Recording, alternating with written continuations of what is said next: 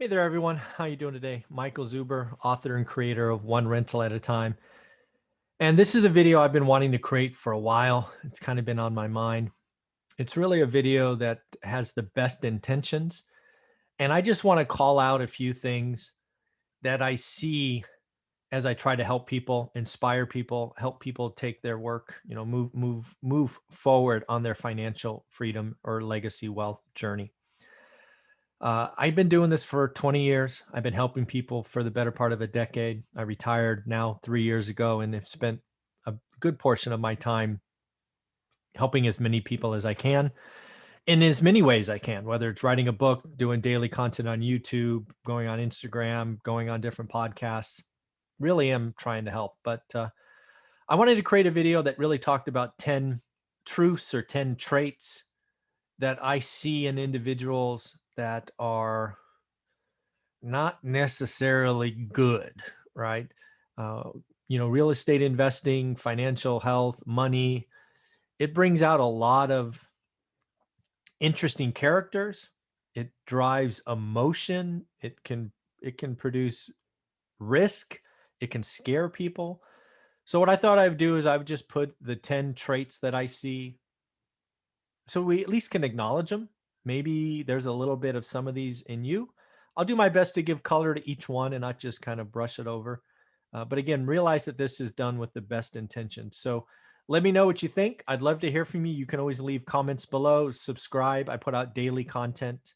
We do a daily show. It's called the Financial News. I have multi-millionaire experts Monday through Friday. We do a live show on Saturdays. So it's a lot of fun. But let me bring it up here. So share screen, PowerPoint, let's go. Let's make this bigger. All right, so I'm calling this the 10 hard truths or unfortunate traits that I see over and over. And again, I did my first kind of real presentation at a Bigger Pockets event in like 2008 in Denver, was invited out there by the original Josh Dorkin.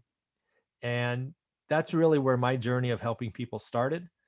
And these traits were visible back then as visible they are today. So the first one is FOMO. It is real and it is very dangerous. Fear of missing out really drives some people to not do the work, right? If you are being led by fear of missing out and you think you've caught on to something, you're going to jump in too quick. You're not going to double check. You're not going to do the work.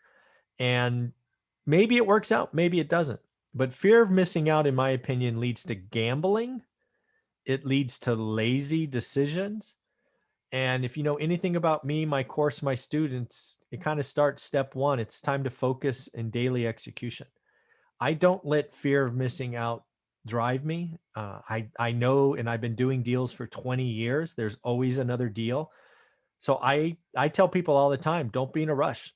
You can't write an offer if you take my course for the first 45 or 60 days because you haven't done the work yet. So I give permission to slow down.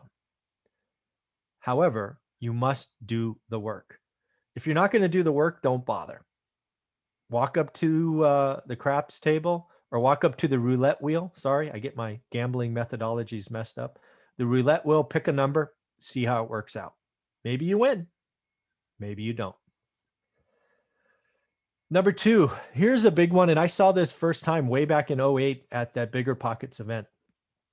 New investors are very often late to the party, right? Once people start writing books about the latest thing, whether it be Burr or house hacking or Airbnb or virtual Airbnbs or whatever these things are calling, kind of the easy money has been made. The market gets saturated. That's why I talk about buy and hold real estate, right? Buy and hold real estate has been around for hundreds of years. It is not a get rich quick. It is not some kind of half cocked, half tried thing that leads to lots of risk. You do the work, you do the numbers, you find a deal, you get 30-year money, and you just move forward. It's not really being a buy and hold real estate. It's not really a party. Nobody wants to come and say, oh my God, I bought this and I've signed up for, 10 or 15 year journey.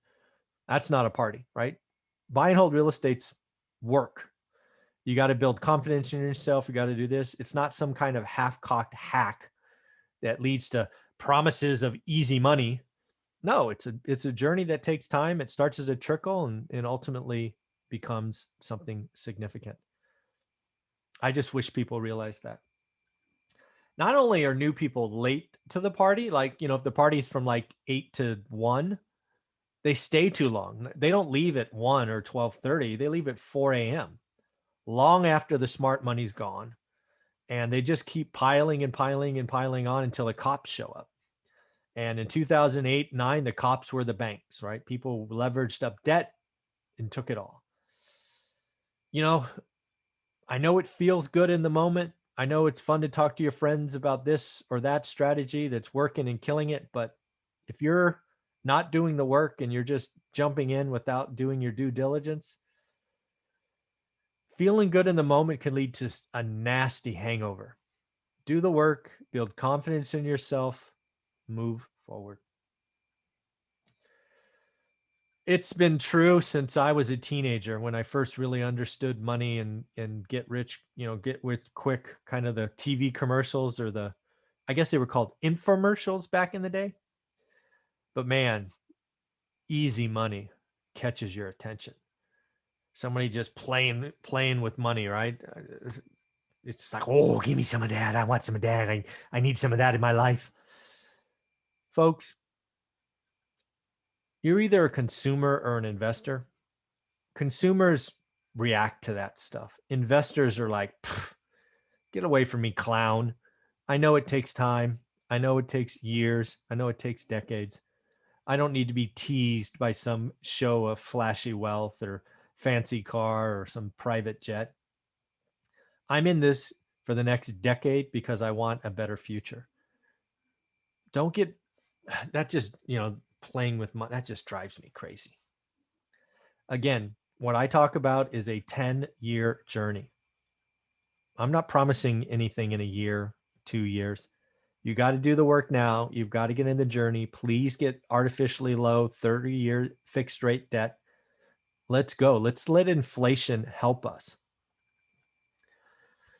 Kind of a double hit on this one. People want to believe get rich quick. They want instant wealth. They want, instant cup of noodles, or they want microwave wealth, or whatever you want to call it. It can happen. It can, but I didn't want to count on it. You can win the lottery. Sure, it's possible, right? If you play.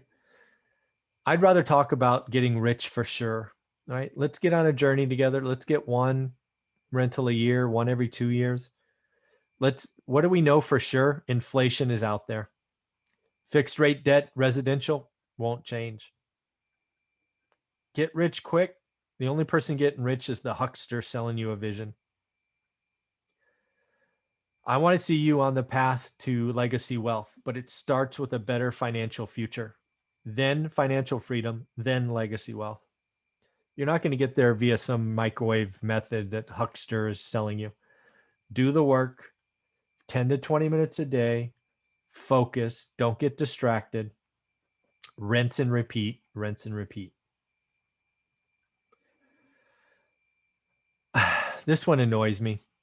I still have people reach out to me this day trying to get me to look at some easy button method to wealth. I don't play that. I know the only way to build, real financial freedom or legacy wealth is daily execution on a focused area. Once you build wealth, you can branch out. But folks, if you're working a full-time job, you have family to raise, do you really have time to divert to all these 17 different methods and not get anywhere? Or should you just pick one? Not only should you just not pick one, but you should pick a micro-focused area so you can become the expert. That's what I teach. That's what I talk about. And that's what all my students are doing. And they're doing deals every week. And that is awesome. Nothing in my course is an easy button. It's a simple process that, when done daily, leads to experience, confidence, and writing good or great offers. Man, not an easy button. Focus, daily execution. The other thing I'm seeing a lot of lately is it's really easy to blame others for poor consumer-based decisions. I just read an article where 53% of folks with college debt say it wasn't worth it. Well, whose fault is that?